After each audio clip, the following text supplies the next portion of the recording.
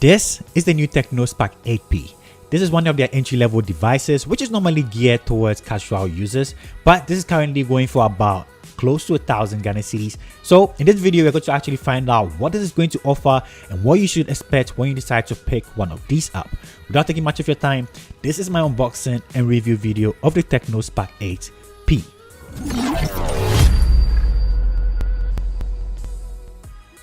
The unboxing experience is quite regular, with some of its selling features printing on the bottom of the box.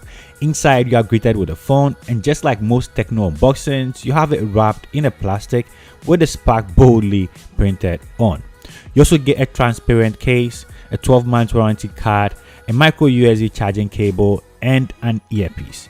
Not forgetting the compact charger that comes in the box. I think this is how TECNO is able to reduce the size of the boxes because the chargers look really small now. Now to the phone.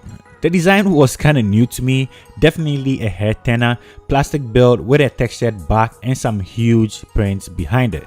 Phone feels compact in the hand, and the textured back definitely helps with the grip and handling. If you are the case kind of guy, you can actually throw this on the transparent case that comes in the box, but I perfectly want to use this without a case to see how it actually fares in a long run.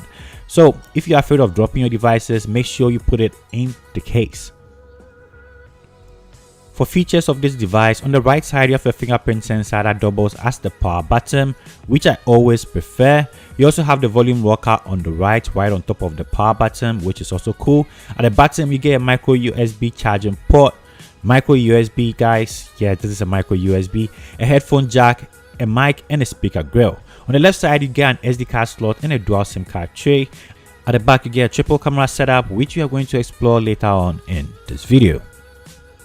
The setup process took a couple of minutes, and I had to definitely try the fingerprint sensor ASAP, as I want to know my initial experience with this before the device gets really jammed up, and the response was quite fast. Opening and closing the device with a fingerprint sensor was really good. You also get a Face ID unlock, but I decided to stick with my fingerprint sensor as I always choose that over Face ID anytime. Now let's check out the display. We have here an IPS LCD display at 6.6 inches. This is a 1080p display, unlike the 720 found on the regular Spark 8, which is a good thing, with the dot-notch screen design. And like most devices, this has a noticeable bezel and chin below, which is something most people buying devices in this price category are not going to have a problem with. I'm just used to smaller bezels, so I just had to talk about it. And the display is decent for the price point. Colors are okay and passable. The only thing is that I don't see you using this under bright sunlight, and it's not the brightest that I have seen, but you can easily enjoy your YouTube videos and not to have any issues under optimal conditions, which is really cool.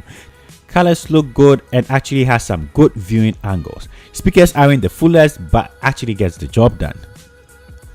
When it comes to performance, inside this device you can find a MediaTek Helio G35 chipset. This also comes with 4GB of RAM and 64GB of storage, Android 11 and iOS 7.6. For day-to-day activity, the phone has been running fairly flawlessly so far, and you're not going to be experiencing lightning fast performance, but will perform well for your regular day-to-day tasks as a casual user. Games like Candy Crush, Subway Surfers, and games in that category play really well on this device. Just don't burden it with some heavy titles like PUBG or Call of Duty. The 5000 mAh battery is a win for this device though, and to be sincere, I actually didn't charge this phone for about 2 days when I first got it, which is actually good. And if you need to charge this up, this is going to fully charge in about 2.5 hours. So make sure you charge this while you're going to bed, because it doesn't come with a fast charger in the box. For cameras, you have a triple camera setup at the back, the main sensor being a 50 megapixel lens. You also have a depth lens and an AI lens. The selfie is an 8 megapixel selfie camera and it shoots videos in 1080p. Here are sample footages. Camera performs decently well as expected from entry-level devices. Main camera surprisingly producing some decent photos. I wasn't expecting much from this, but these are some of the sample footages that came from this device. Considering the price point, let me know what you think about these footages.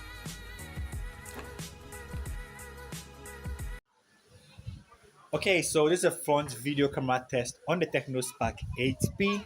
Let me know what you think about it. This is shooting in 1080, which on the phone is kind of looking Okay, let me know what you think about the skin tones. Also, how do I sound for a budget device in the price range? I really don't think this is bad. Like, kind of seems okay. When you look here though, then you see the blown out skies. But if you place yourself right, you should get some good looking footage. Let me know what you think about this video in the comment section. Also, how do I sound? Let's get interactive in the comment section. Let's go.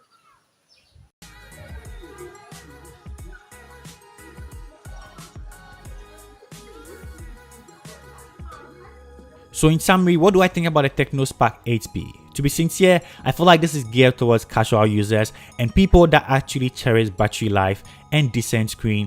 That is what this phone is actually good at. The main selling feature of this device is going to be the 5000 mAh battery. Then it goes to the screen. For me, the screen was actually decent and a 50 megapixel main sensor for a camera. These are the highlighting features of these devices for me. When it comes to performance, this performs fairly decently. So if you are deciding to pick one of these up, these are the top selling features of this device. Let me know what you think about this device in the comment section. This brings us to the end of today's video. If you have any questions or views, leave it in the comment section as I'm always hanging out with you.